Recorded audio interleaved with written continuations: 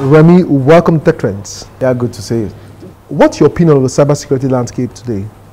Cybersecurity landscape is expanding, and a lot of threats that we faced last year is different from what we are facing this year. It's becoming more devastating and more damaging.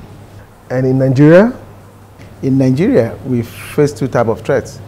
Threats originating from Nigeria and the one coming into Nigeria. You could see what happened with Cambridge Analytica when people's data were being used.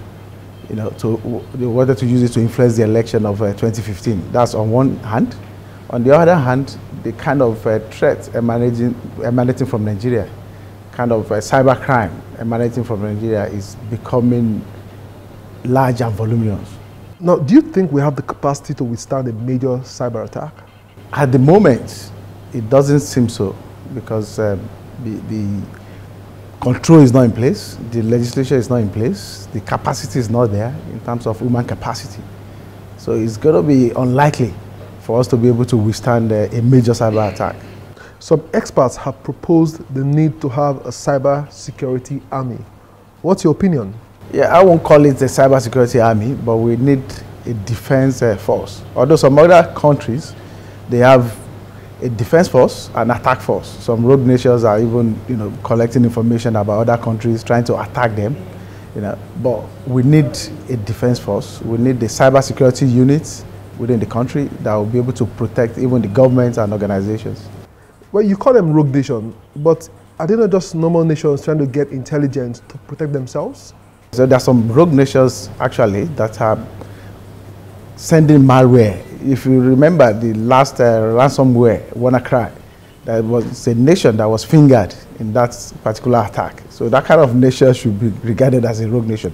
But that notwithstanding, countries should be able to protect themselves. They should be able to gather intelligence about threats coming into their country. Is there any relationship between cybercrime and unemployment? Actually, there is a relationship, but there is no excuse for someone to involve in cybercrime. Because of unemployment, that doesn't mean people should engage in cybercrime. That is the lame excuse a lot of people give.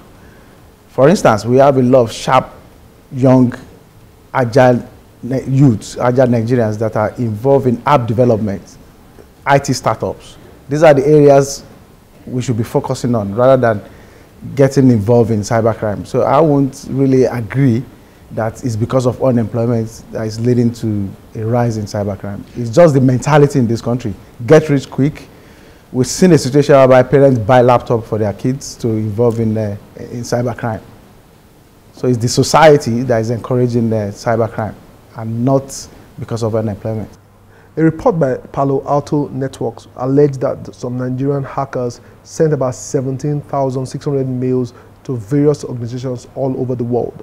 What's your opinion on that report? Actually, the report just came in about a few days ago regarding cyber criminals in Nigeria that are targeting a lot of organizations with phishing emails, business email compromise. What happened is that they have been kind of researched by Palo Alto for the past 1 year, tracking some cyber criminals in Nigeria and looking at their activities. So what these guys do is that they embed malware.